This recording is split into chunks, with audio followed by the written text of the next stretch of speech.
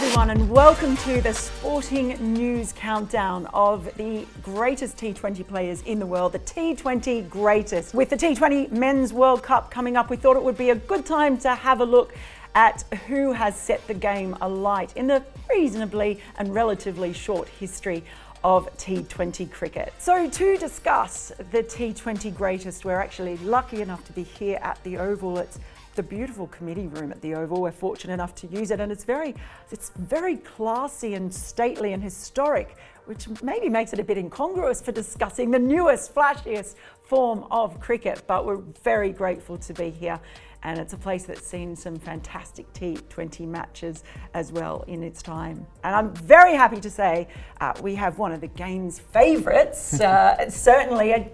I only just missed out on making our list, I promise you, Ravi. The great Ravi Bopara, who has played with or against pretty much everyone that we've actually chosen on our list. So who better than someone who's had so much success in the game? Thanks so much for coming. Thank you. Thanks for having me here. And of course, we have our resident Sporting News cricket nuffy, and I say that with all the affection in the world, Dom Farrell, who's also here because he's got the last name as me. I presume nuffy's an Australian word I don't understand, but there'll be more of those coming up, I really? imagine. Is there? I think so.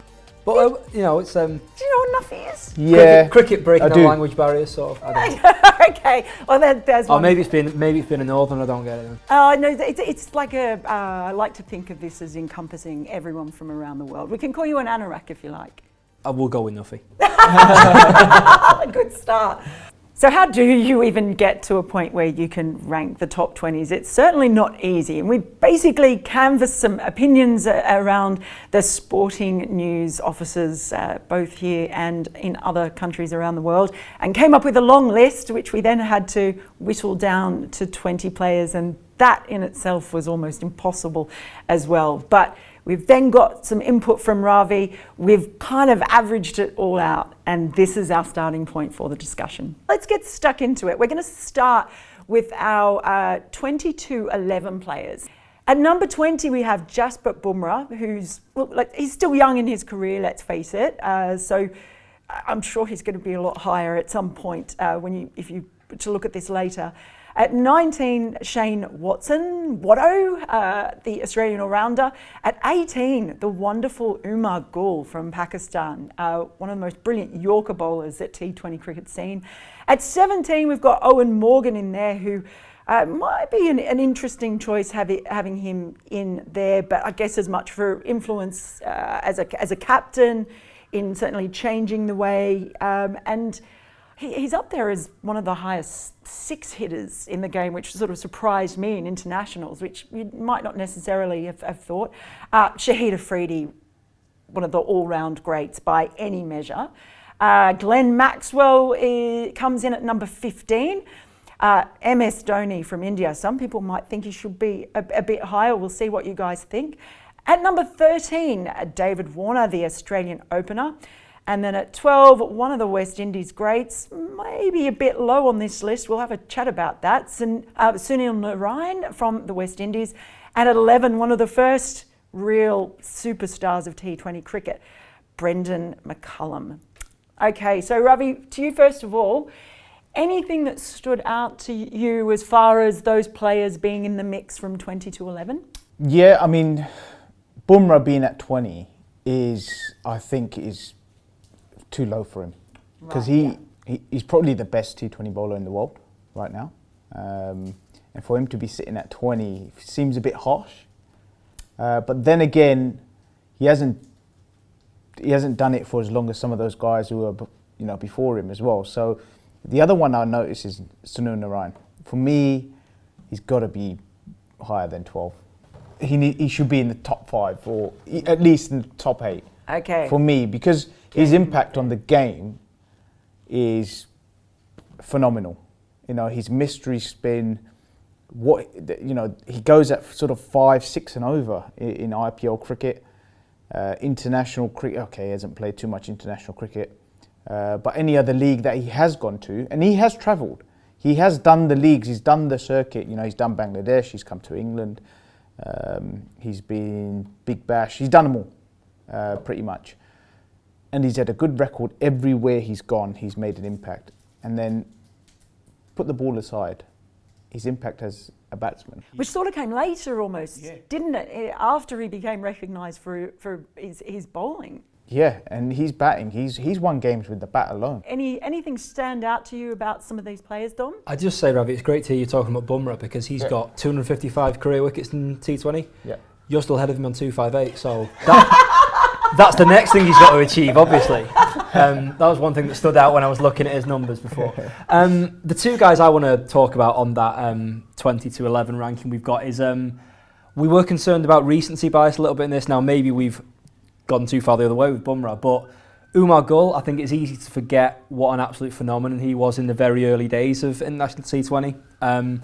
Leading wicket taker at the 2007 World T20 when Pakistan lost in the final to India. Leading wicket taker in the 2009 tournament when Pakistan won it, including the 5 for 6 against New Zealand. His ridiculous performance, his skills where he moves it off the seam, his Yorkers. Also around that period took 4 for 8 in a game against Australia, so he was just like rolling through teams. An absolutely unbelievable bowler. International strike rate of 14.1, which is silly. And the other, again, back to that era, McCullum, and in particular that innings in the first IPL match for KKR against Royal Challengers Bangalore, comes out in his gold helmet, all razzmatazz, and it was the first time I experienced like a newsroom stopping because a guy's doing something in a game, and we're all pretty much as it went on, everyone just ended up watching the cricket because it was like. Before, I think 18 months before that game, you mentioned when England, Australia had wigs on, Michael C had missed the cricket on his back, and it was all a bit of a gag.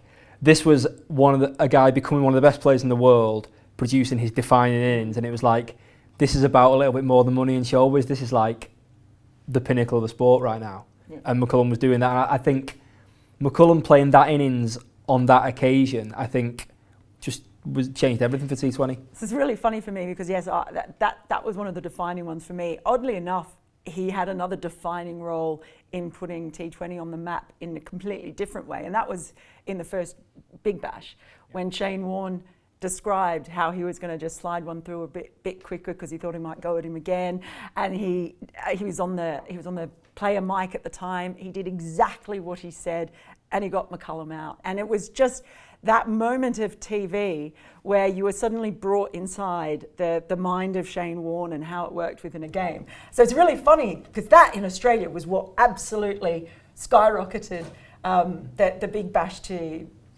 a wider consciousness. So he was involved in some of those really big moments in different ways. But he probably prefers the IPL one, doesn't he? He would definitely prefer the IPL one. Yeah, I don't know. I reckon he's the sort of guy who'd actually appreciate that and be able to have a laugh about it. No doubt amongst these players, there are some players too who, when you think about in terms of the greatest, they have brought the show business element as well as the serious cricket element to it, and they have become box office, and that's part of what makes T20 such a popular format of the game now. Yeah, absolutely. I mean, talk about box office and bring in fans and people going crazy. Shahid Afridi. I mean, one of the biggest names in cricket, and what he's done before even T20 was around, he was smacking them out the park. He was T20 before T20. He was T20 before T20. He was well ahead of his time when he scored that 100 off, what was it, 37 balls or something silly. He was well ahead of the whole death hitting and slogging it out the park because it just wasn't done back in the day. Yeah, and like thinking back to like even when T20 started here in 2003, like there was some people you think, oh, how's this guy going to adapt? How's this guy going to go? Yeah. Afridi was a guy that felt like the format was invented for him. Yeah, it was like here's your stage now. Absolutely, and not just that side of things. He prolonged his career through his bowling. Yeah. Fantastic T20 bowler. So difficult to face. So aggressive with it as well, wasn't he? So he's a wicket taker. For a spinner, really like a real presence on the field, I imagine. I mean, that sort of bowling wouldn't work in Test cricket because you could sit on it and just go, it's fine, because he doesn't turn it a great deal. So he's not going to threaten you in Test cricket. But bring it into the T20 arena, the movement he gets in the air, the drift, and then just enough hold to check your shot or to mistime it and get caught or something, or get bowled through the gate. I mean, his skill levels with the ball were phenomenal for T20 cricket. You were a teammate of his when he came in the team, I think in 2009. Yeah. And as Mel mentioned his six hitting, obviously he had this incredible technique from like playing hurling back in Ireland. I mean, is he sort of a one-of-a-kind kind of ball striker, the way he goes about it? Morgie might be small, but he's incredibly strong from playing those sort of games. You know, from a young age when you play, this is why I talk about, you know, all these guys, AB de Villiers and these guys who can hit the ball like this and this. A lot of them are private school kids, funny enough, because they grow up playing so many different sports. It's good, I think, as a youngster to develop other skills in other sports, which really stand out when I look at cricket now.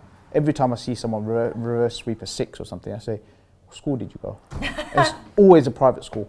Always, Really? Always. And it's because they've played so many different sports. One person I just want to point out as well, who I know he wasn't on your original list, Dom, but I put him in with Shane Watson, because I feel like when we talk about recency bias, not only is it recency bias with Shane Watson, I think people look back and the first thing they say about Shane Watson is they make jokes about review, the DRS, right, and how many reviews he might have got wrong in his career. He's one of those ones when you go back and actually look at his career, and his body was almost too fragile, I think, in the end for Test cricket. He was then one of the first, you know, professionals to go around and play in all of these different leagues, and he won so much. He was a winner in so many ways, and but he kind of gets forgotten. Do you think he's sort of a little bit unappreciated? He gets forgotten a little bit nowadays. Probably. I mean, I played enough cricket against him. He was a serious player. When he got in, once he got set, he was so hard to bowl at because you could hit a six anywhere. Brute power. He didn't need to ramp and reverse sweep and stuff. He didn't need to do it. He was so strong and he was so good that you could bowl short of a length, slower ball, and he'll hit it over mid wicket for six. Then you think, oh, okay, should we go wide? He'll hit you over mid off or extra cover for six. Then you go straight and hit you straight for six. And you think, well, where do we bowl? Should we bounce him? You bounce him, he hooks you for six, and you think, what do you do with this guy? I mean, where do you bowl to this guy? When he was set, he was one of the hardest blokes to bowl at. Pace wasn't good enough. You know, you were never going to outpace him. Spinners, he had the reach because he was big. He was a big guy. He had a big step as well. He could reach spinners and get them. I mean, you could trouble him with left arm spin early in his innings, but everyone's vulnerable early in their innings. But once he was set. And the advent of, you know, obviously the advantage of having really good all-rounders, the usefulness of his bowling at a time when you look at that early phase of T20 cricket where we've gone through all these different phases of bowling. You know, at first everyone was getting just smacked around, and then all of a sudden it's like, okay, the new thing is slow ball bounces. Yeah. And then, you know, you move on to leg cutters. Okay, we're doing wide Yorkers now. So and he was one of I think he was sort of one of the ones who was able to cope with making contributions bowling early on when batters were just coming so hard. Absolutely. What he did with his bowling is, with all rounders, is they give a great balance to the team. So the coach and captain, it makes their life so much easier knowing that guy can bat in the top 4 or 5 and still offer 2 to 3 overs and even 4 overs on a good day. Definitely more than the sum of his reviews. Yeah. You'd have to say definitely more than the sum of his reviews. Okay, so we're going to start on our top 10 now. And we've got Rohit Sharma down as number 10. At 9, we've got England's Jos Buttler. At 8, the great Kieron Pollard. Another West Indies player at 7 in Dwayne Bravo. And then at 6, we've got Shakib Al Hassan, the only Bangladesh player who's made it in there for us, but he's been regarded as one of the best all-rounders in the world, probably in a few different formats, really. Do you want to start from 10? Rohit Sharma, where do you think he should be in that list? Is 10 about right for you? Probably not. Although, you know, he's a phenomenal player, one of my favourite players actually. I always put the TV on when he's batting because to the eye, he's the most pleasing batsman I've seen since Sachin Tendulkar. So, but for me, he doesn't come above Sunil Narine. For me, Sunil Narine's definitely more impactful. And if I was picking a side tomorrow, I'd definitely have Sunil Narine ahead of Sharma. Why has he made it into the top 10, do you think, Dom? Quite an easy one to explain. Most T20 international runs in history, which is 3-5-4-8 at an average of 31, strike rate of 140. He's got 4 international tons, which is also more than anyone else has ever scored. And yeah, of course, his IPL record is similarly great. But that's, again, when we're looking at the weighting of it and you're trying to compare franchises, and of course, yeah, as we've said, the Indian guys can't go and play all around the world. He really comes to the party when India are in action. And he's, to stand out in this India side with this generation of talent to the extent he does, I think is a decent enough reason. But I think one of the things that everybody wants to see is that Indian players playing other leagues. Yeah. Because it's hard to rate them when they haven't played any other franchise cricket. They haven't played in any other conditions. For example, going to Bangladesh and playing in BPL. One of the hardest places to go and bat and score runs. The surfaces are so difficult to score on. So we'd want to see those players tested in those situations, or go into the PSL when it was played in Dubai, and some of the wickets you played on in Dubai were, horrible, hard work, hard to score, hard to hit sixes against unbelievable bowling attacks as well in the PSL. We'd want to see them go up against that. How do they cope with that? And just the challenges of every league. England play the T20 Blast. How would they go here with bigger grounds where the ball sticks a bit and you can't hit through the line like you can in India? India traditionally known as probably the nicest place to bat. If you're a batsman, that's where you want to spend your career. But I would have loved to have seen all those Indian cricketers just in other leagues. I'm sure they would have done very, very well, but we'll never know. So many people say that the IPL, the standard makes it the best in the world because of the quality of the international players that you get and the volume of really good domestic players in India.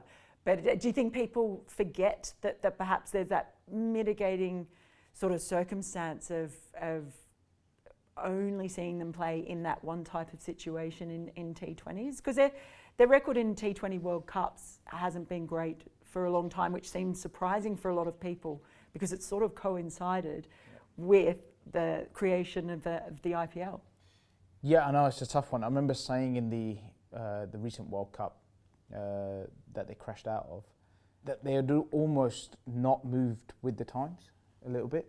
A lot of the Indian players I felt, were still playing sort of the T20 from 5-10 years ago.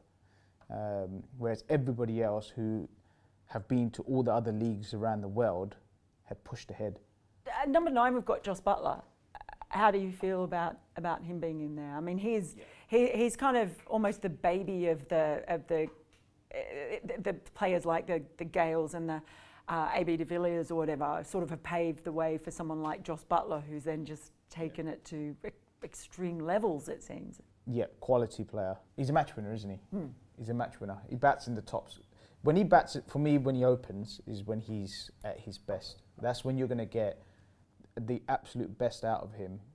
I don't see any point someone like Buttler being at 5 and 6. For Buttler, you put him at the top in a competition which is over 10 games. He can win you 3, even 4 alone. When he gets in, he usually gets a 60 plus, goes on to get hundreds and stuff. So he'll win you games. And he's so difficult to bowl to in the first 6 because he can ramp over short fine.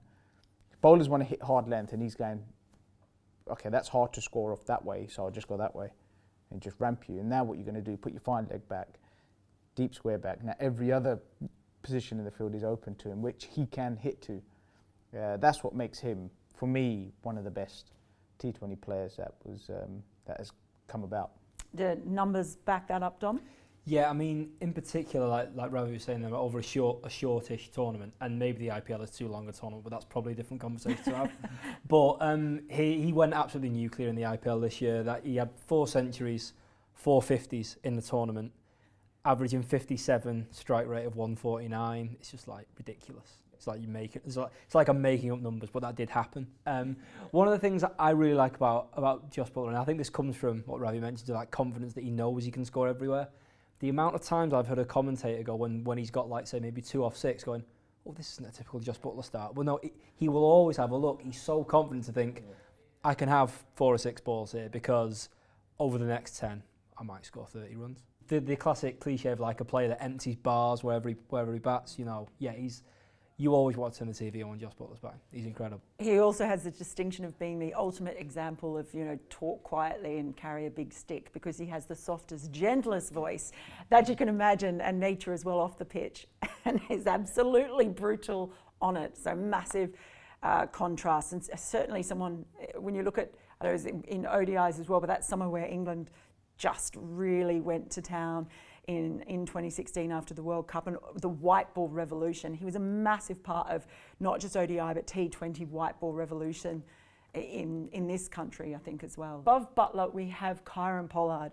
Again, another one of the West Indies players who has made the most of the circuit that exists now. He seems so still and quiet. He's very different to Gayle in so many ways, but can be just as explosive and powerful, and just bring a 50 out of nowhere in double quick time, and then what he's able to produce with the ball as well. He's one of the great, I guess, all-round professionals of this era, isn't he?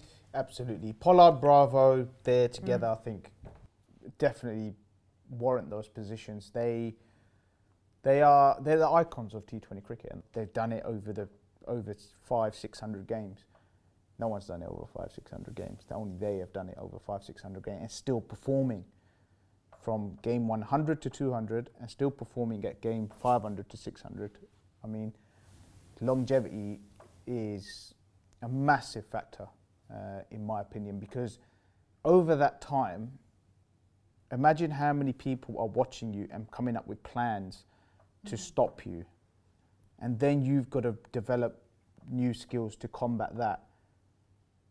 And then they will come up with plans again, and then they've got to do new skills and get better and better, and they've got to constantly be upskilling over that period of time, because there's so much footage of them, and people have had so long to work them out, and no one's quite worked them out really, because they just come back better every time.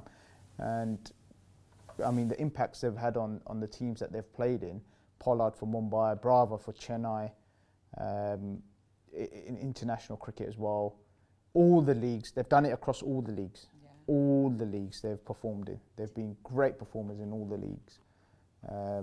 Here in England, in the subcontinent, in Big Bash, wherever they've gone, they've done it.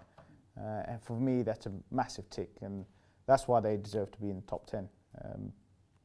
For me, Bravo is one of the best ever for me. Interesting too that you mentioned about the footage, and it's not just the footage, it's the rise of analytics and data, because we've seen that happen massively throughout T20 cricket. It's probably one of its defining characteristics and has certainly started to affect other formats of cricket as well, isn't it? I mean, I believe that because of data and analytics, that people's T20 careers are going to be shorter in the future. I don't think you're going to see people like Pollard, who've played over that amount of time, and Bravos and the Gales of today. I just don't think they will, because there will be too much information and people work people out quickly. So I think people will come and make big impacts in small periods, and then sort of they'll have to turn to a newcomer, and then they'll do it, and these guys will be moved on. And I just think T20 careers are going to get shorter. But in that short time of space, they're going to earn a lot of money. In that space, the money's going up already. It's happening. Oh yeah. As we speak, these leagues have just doubled, tripled their pay packages already. I mean, it's going to be huge, with the influence of the Indian owners, the Indian market. I mean, we won't be sitting there if it weren't for the Indian market. No. If it weren't for India, none of us would be in a job. So massive thanks to India. We're in pretty much agreement with Pollard and Bravo being in the right spot.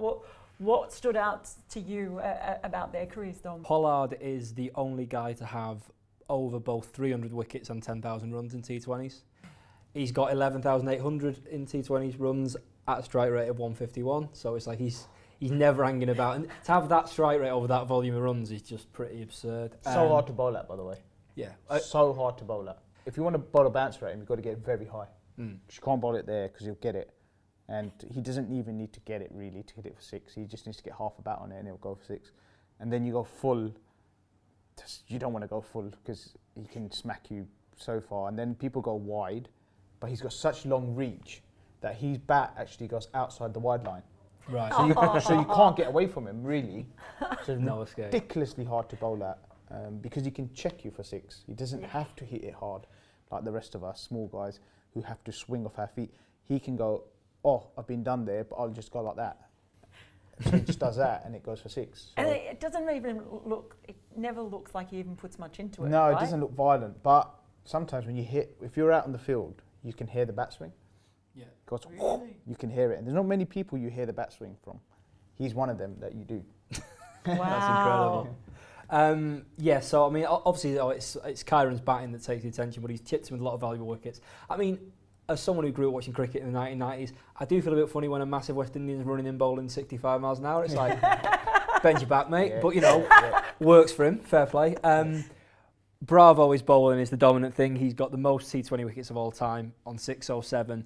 No one else has got more than 500. He is out in front with daylight in second. Also the most IPL wickets of all time with 183. Again, say there's maybe he could have played a bit more in national cricket, but he's got 78 for the Windies as well, so he's maybe played more than some of the other West Indies guys who've been in and out with their board disputes. But yeah, also 20 50s in the format because he can bat 4 of those internationally. Yeah, handy player. Very. Both handy players, and I'm sure that they would be happy to be Both so great close fielders. together. Both great fielders, Yeah, yeah, both great fielders. absolutely. Next up at number 6, we have Shakib Al Hasan. I believe you don't think he should be quite this high, or He's an unbelievable cricketer. I've played with him and against him, and he's a nightmare to play against. Definitely should be in the top 20, but I think 6 might be high for him. Only reason I say that is his performances in international cricket, because a lot of it, I don't know, you can correct me here, a lot of it might have been played against not major international sides, so a lot of Zimbabwe, and I don't know who else. Afghanistan, very good now anyway. Very, very good team. But back in those days when he was playing a lot of his cricket against Afghanistan, they weren't so good. Yeah. You know, so that's where I find it difficult that he might be above the likes of Narayan, your Pollard, your Bravo, Sharma, Butler. One very famous spell of his for Barbados against Trinidad and Tobago when he took 6 for 6 in the CPL, which was is a brilliant spell to watch because obviously spinners can get people out with deception and get them caught on the fence. But this spell is like sort of, it's bold, it's LBW, and a couple of catches at bat pad him in when you see that in T20. And he was like completely on it. I think, but then beyond this idea of numbers, this is a guy who's pretty much carried a country on his back in international cricket for so long. I mean, he's a fellow with Test and one-day international centuries.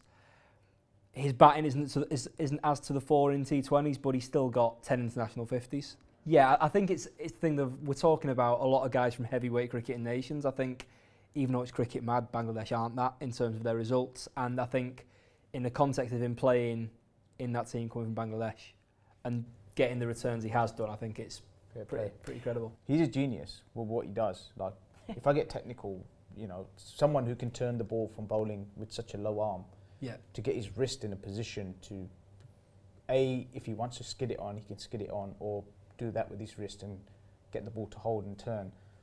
I mean, that's genius, and that's what's made him so good over the years. You know, his flight, his goal, his nous, he's unbelievable. He's streetwise with what he does.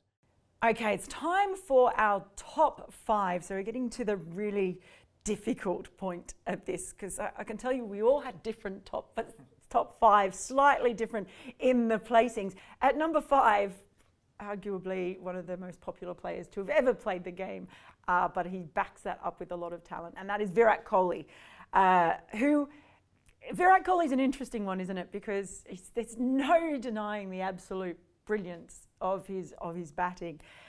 Some people have sort of perhaps thought that the legacy of his T20 is maybe affected by the fact that RCB struggled to win tournaments when they had the likes of Chris Gayle, AB de Villiers and Virat Kohli in that one team. So I know that frustrates RCB fans certainly as far as anything else. But for you, Ravi, what is it that just makes him one of the greatest beyond his brilliant batting? It doesn't make my top 5. Oh. But I know he makes your top 5. Yes. But it doesn't make my top 5 purely because he hasn't won anything. And that's a massive, can you have impact on your team and winning trophies? And he hasn't won anything, not saying that he doesn't have impact. Of course he has impact. He's going to be one of the greatest batters of all time. When he finishes in a few years from now, he is going to be known as one of the greatest of all time. And his ability to score in places where not many other people can with authority. So he can smack you over extra and whip you over mid-wicket for flat sixes and plays spin beautifully as well, uses his feet, pleasing to the eye. And I think he's made people better as well. So the teams that he's played in, he has probably improved cricketers. And that's why he's up there. But he didn't make my top 5. I think maybe you can sometimes underrate Kohli's T20 career because he's an all-format player and he's brilliant across all formats. But most IPL runs of anyone ever. Top of the charts there. Averages over 50 in internationals for India, 50.9. Got 30 half centuries in internationals. His 2016 IPL season one, of course, as the jokes go on, of course RCB didn't win it because they never do. But he got 750s and 400s, an average of 81, which is the best. And so 973 altogether.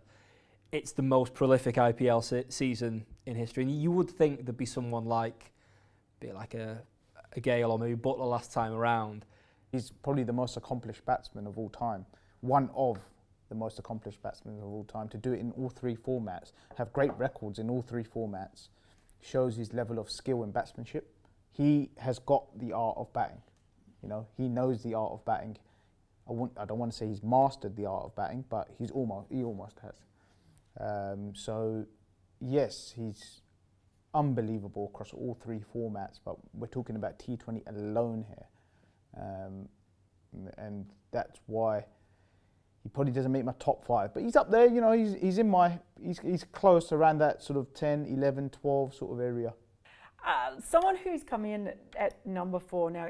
An interesting point with all of this, we all had different players as our number 1 in this, and I will confess, player number 4 and the eventual averaged out list was my number 1, and that's AB de Villiers.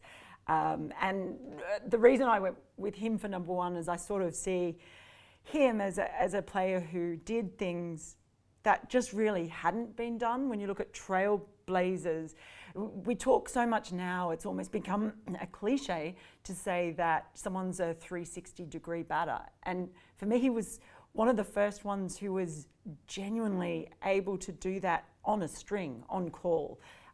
When you talk about with authority as well, the kind of innovation and inventiveness, it wasn't just about power, it wasn't even just about skill, it was about the way his brain worked in, I think, seeing a cricket field differently. That I think has paved the way for the likes of a Jos Buttler these days, or for other batters who are out there as well. So, I mean, it's so hard, I can't argue with any of really the choices that we've made in the top 4, but that for me was why I went for him as number 1, although he might be another one a little bit like Kohli and not having won perhaps as much. It's the RCB brigade, isn't it? But generally maybe not having won as many tournaments as you think a player that has had his impact has done. Yeah, definitely in the top 5. Or, you'd be silly not to put him in your top 5. One of the greatest players of all time. T20, you're right. He changed T20 as it happened. I think one of the biggest things for AB was he improved other players. People watched him and tried to learn. They went, right, what does he do? Because that's what I want to do. And so many players, so many young players watched him. Even the likes of Virat Kohli, I think, he's had an impact on. And we're talking about the greatest batsman, one of the greatest batsmen of all time. He's had an impact on Virat Kohli. He's had an impact on Josh Butler, everyone.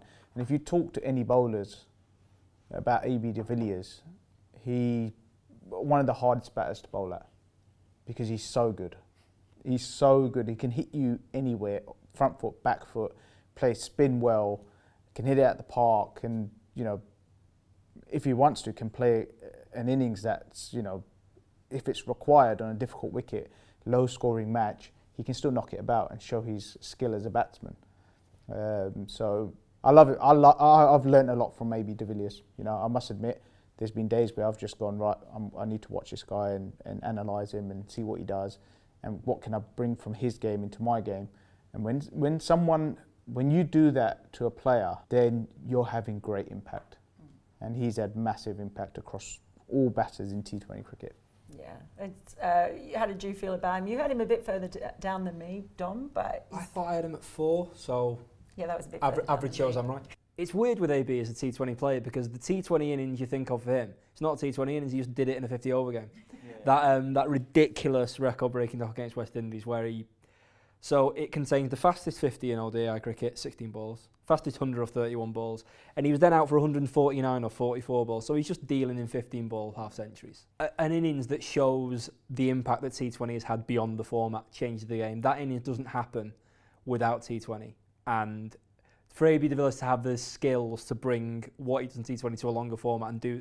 I know it's safe in South Africa, so there's a bit of altitude, the ball does sort of fly when you hit it, but yeah, that's like one of the great innings of the 21st century in any format, and that was possible because of his mastery of T20 skills. The guy's unbelievable. Player number 3. Now, this is someone I know that Dom had actually as number 1.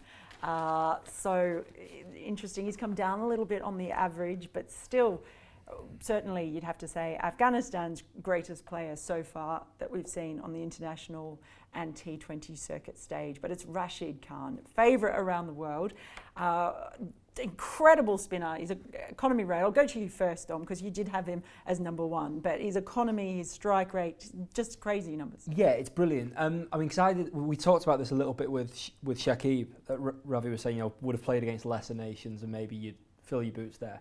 And so I was aware that Rashid will have done this. He has taken a lot of wickets against Ireland. But when you look at his record sort of across his career in IPL, in BBL, in CPL, his economy is below 6.5. Just no one scores runs off him.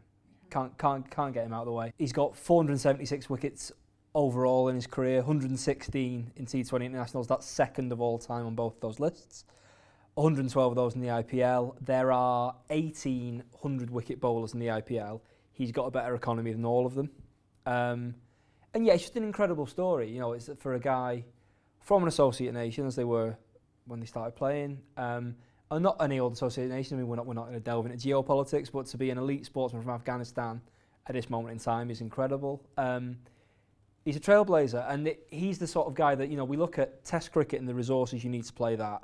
You can only have a handful of good nations. The idea of T20 was it will open it out and you will get more and more competitive countries, and that's hard because of the dominance of the Test nations. But I would hope when we're making this list again in 10, 20 years' time, whatever, there are more Rashid Khans. I just think he's a massively important player for the present and the future of the game. And that all sounds like quite woolly stuff, but he's got incredible numbers to back it up.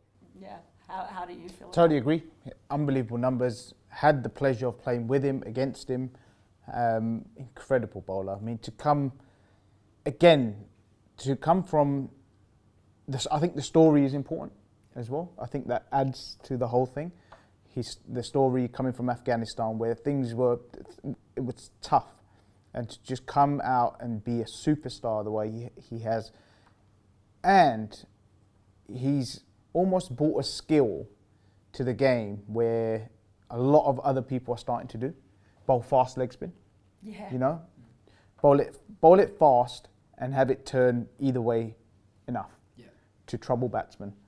And there's going to be more of those bowlers coming along. You know, every leg spinner is getting quicker and quicker. Whereas before, I remember before Rashid Khan, most leg spinners just threw it up. But he didn't. He came along and he went, right, I'm going to bowl it rapid and I'm going to turn it either way, just a little bit either way, and that's going to be enough to trouble every batsman in the world and become one of the best bowlers in T20 cricket. I think one of the challenges for him, or one of the things that probably works against him, is going to be, when we're talking about the list, is he going to do it over a very long period? Because I think it's been quite short so far. Is he going to have the longevity? Is he going to do the Bravo or the Pollard? But we haven't talked about his batting yet. I was going to ask you about that, Ravi, because when we were researching it, and I was Googling you and some of the players that you played with, there was an over you bowled to him in the Afghan Premier League. Yeah, he whacked me everywhere. Yeah. He's so hard to bowl at. So hard to bowl at. I mean, he plays that helicopter shot down the ground. He's strong, that's right? Amazing. He's really strong guy. And he's got the power from a short bat lift to get a good connection and hit you for six. Really good eye as well. You know, he's you know, to be able to just pick up the ball and hit it the way you can. It's really difficult what he does, and you know, his impact as a batsman as well has been incredible, isn't it? Especially, you know, some of the stuff he's done in the IPL and some of the other leagues. And to be fair to him, he's been around the leagues, hasn't he? Yeah, he's done it everywhere. Loads, yeah. He's a huge favourite for Adelaide strikers. Huge. I mean, he's done it year after year after year. He's done it in Bangladesh. He's done it in, the BPL. He's done it in Big Bash, we've just mentioned. He's done it here in England. He's done it everywhere. And that's why you've got to rate someone like that highly, because he's done it in all conditions. He's a spinner who's done it in all conditions. And yeah, that's it. Economy rate isn't like the sexiest cricket stat, but like all those competitions looking through, it's like, he goes 6.5 and over. Yeah, that's it. Which is phenomenal, isn't it? Really. Wherever he plays, whoever he's against, you're just not scoring off him. You know, you can't pick him from the hand. It's a lot of bowlers you can pick from the hand, and the Indians traditionally do pick from the hand, and they have done. They've been the best players of spin, but I've heard Indians say, I can't pick him from the hand. And that is a great skill to be able to turn the ball. Pick off the pitch sometimes. So that's what makes him so difficult, because you're thinking, okay, which way is he going to turn? By the time you've worked out which way he's going to turn, it's too hard to play a shot. It's too late. So you just nudge him around. You nudge him around if you can nudge him around, and then try to take him down in his last over possibly, and then that's when he picks up a couple of more wickets. Yeah. So that's what's made him so great. He's an absolute superstar. I'm quite happy to see him right up there as well. Okay, top two. There's probably a couple of names that are missing, so it's probably a bit easy to work out who they might be. But the order, would you believe that number two, as someone that I think you might have picked Ravi as number one? Yep. Yes, and it is Chris Gayle, the universe boss. As we said, I'd gone with AB de Villiers, Dom had gone with Rashid Khan, but you can't also argue. I have absolutely no issues understanding why you would choose Chris Gayle, because his numbers and what he's done in T20 cricket have made him one of the pioneers of it being the huge competition and a huge part of the sport that it is now. Chris Gayle, definitely number one for me. There's a long list of things that he's done. Okay, so we talk about his record. I mean, the hundreds he scored. I think there's him and then there's daylight. Yes, 22 centuries. It's like, behave yourself. Ridiculous, right? What are you doing? So you got that. Sixes as well hit. Gayle, then daylight. On top of that, he's done it everywhere in the world. Every league he's done it. He's got trophies under his belt, plenty. He is what T20 cricket is today because of him. So we can go back to the Stamford days, where it really all started, I think, where it became big amongst the West Indians is that $1 million game per person. The West Indian boys have been training for 6 months for this $1 million each if they beat England. And they had seen something, and Gayle had seen something and gone, well, we're going to play this every year. We're going to play one in West Indies and we're going to play one in England. We can make $2 million a year from 2 games if we get good at just whacking the ball out of the park. And he saw it, and although it didn't happen, everything else happened. You know, all the leagues came about, and T20 cricket became the most popular version of the game. But putting the ball out the park, the technique, the swing, box office, everything that goes along with it, he made cricket, T20 cricket, what it is today. Him alone, no one else. You can talk about AB de Villiers, yes, absolute great, love him. You talk about anybody on that list, nobody has had the impact on T20 cricket the way Chris Gayle has had impact on and the nation, his whole nation, West Indies, of the cricketers that have come through today. All those guys, there's a long list of them, have come through because of Chris Gayle. No one else. It's a pretty convincing argument, isn't it, Dom? Yeah, it's interesting talking about the Stanford thing, because obviously now we view it as like a bit of a tawdry thing. You know, there's the man himself's in prison, you know, the sort of the box of cash, the helicopter at Lords and all that stuff. But yeah, we look at this list, there are a good group of like post-Stanford West Indies players. There's probably as many West Indies players as there are with Indian players from the IPL. So like, in terms of influence on the game, I mean, I'm not so you were involved with England at that time, and it must have been, from an England player's point of view, being around that stuff must have been an experience in itself. But do you think it's like, in a weird way, it's one of the most influential things that's happened in the sport, even though it was on its own terms a farce? 100% had one of the biggest impacts on cricket. That Stanford moment. I mean, you're right, it was a farce when you look back on it now. You must have some really good stories from that. I just remember just being told I'm going to be 12th man. I was still young. Being told I was 12th man, and I was like, no, damn it. Would you have got a cup? I'm not going to get the $1 million. But no, there was a meeting and everything. Then they said, listen, everyone's got to give an X percentage to all the players not playing, plus an X percentage to the staff that were helping us and stuff like that. So it all worked out. Be like the busiest 12th man ever when you're like, do you want a drink? Oh, mate. Gloves, I was pads, like... Yeah, to get paid per drink, everything. per time running I was on the like the field. best 12th man of all time. But yeah, that Stanford moment, it changed cricket. It changed cricket because it made West Indian players what they are today. They got the $1 million. All of them got paid the $1 million. And they went, well, surely this makes sense. Why am I going to play a Digicel test match for $1,000 or whatever and grind all that test matches all through the year when I can just do this?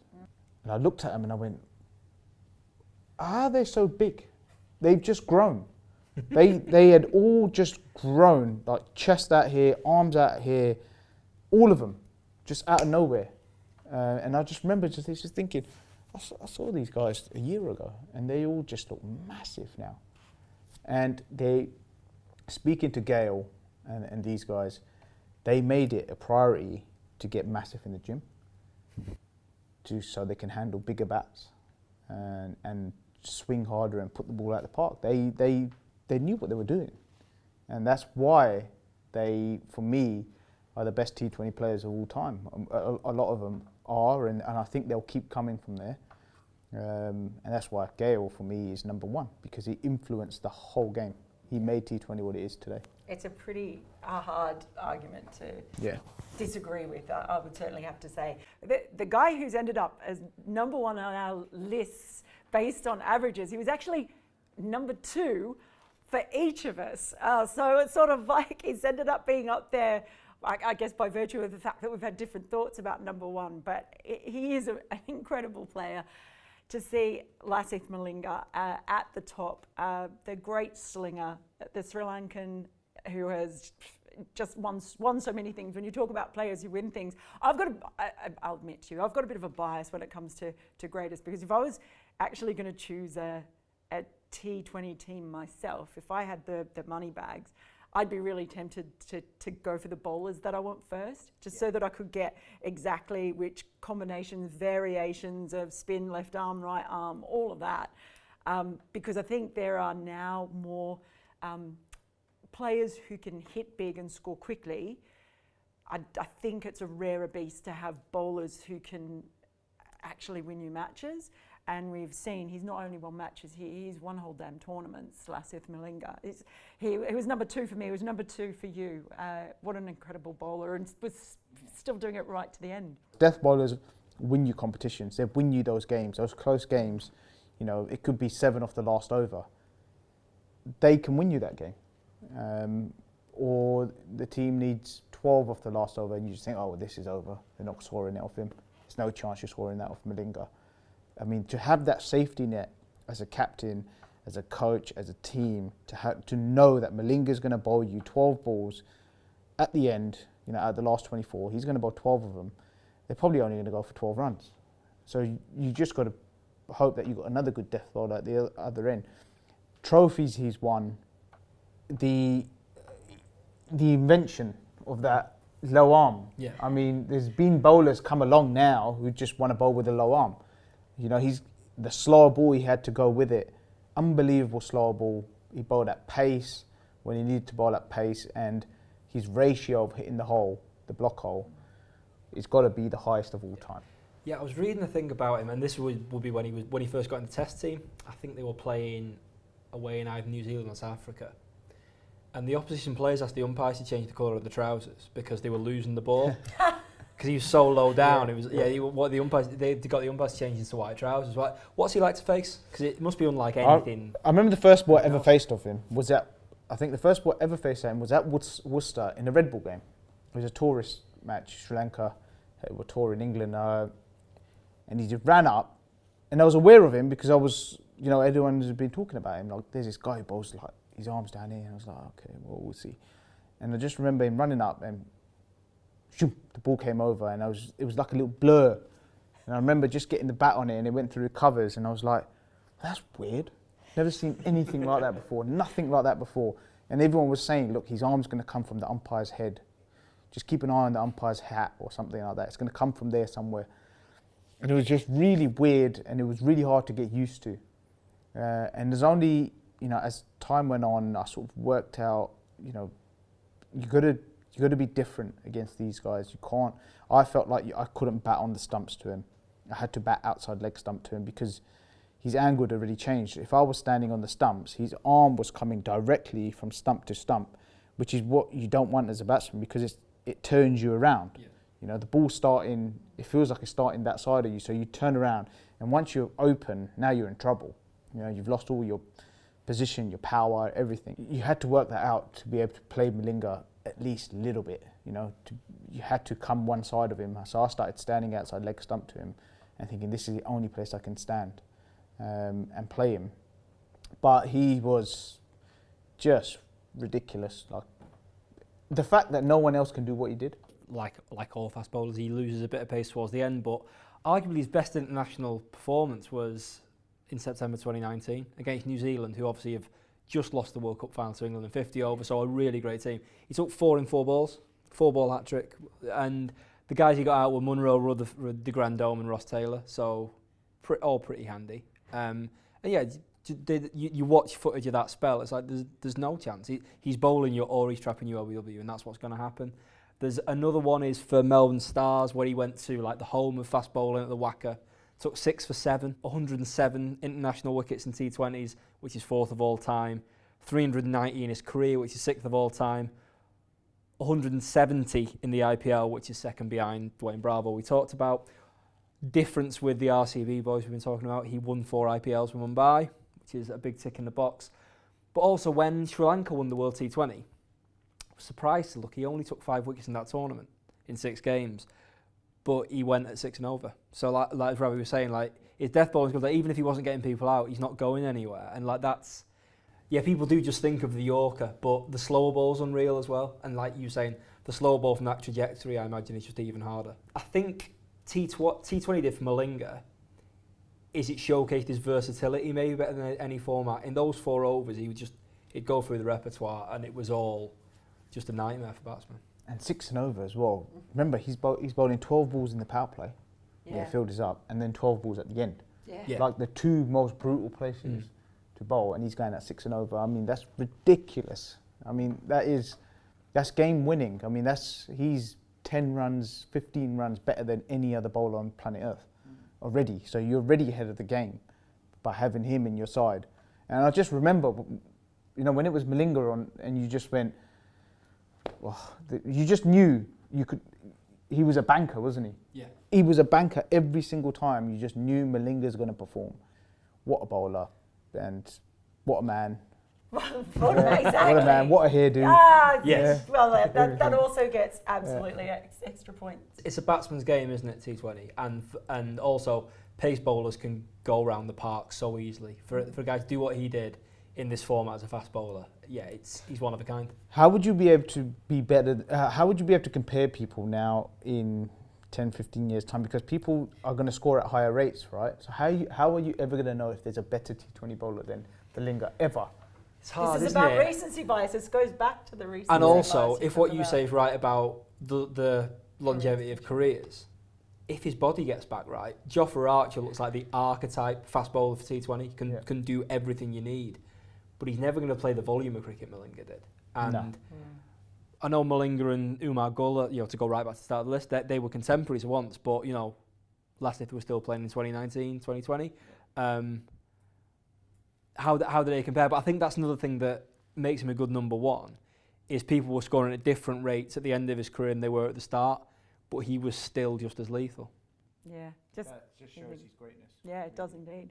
Thank you so much for joining us. No problem. It's been fantastic to have you here. Thanks. Dom, thank you so much for all of your nuffy stats. I'd forgotten what it was, but it's been fun. Yeah, Isn't it? It has been really good fun, and I know that there are a lot of different opinions out there. Let us know what you think. Of course, you can have your comment and your say in the comments, so make sure you do. And I hope that you'll all be watching the Men's T20 World Cup, because I'm sure we're going to see a whole lot of new stars, and it will maybe be the basis of a list for the future.